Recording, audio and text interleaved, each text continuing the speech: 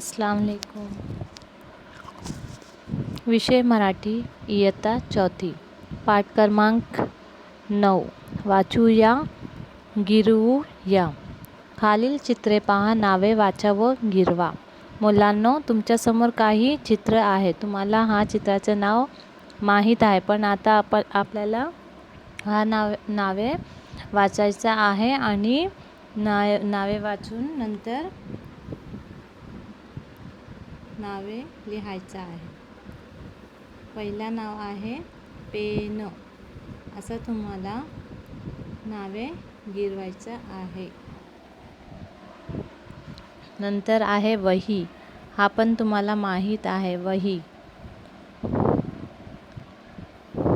नंतर आहे फळा, रिक्षा, कैरी, रुपया, पेरू, अंगठी, पोलीस, चौक, ऊस, पपई, एक, लसूण, तबला, झोका.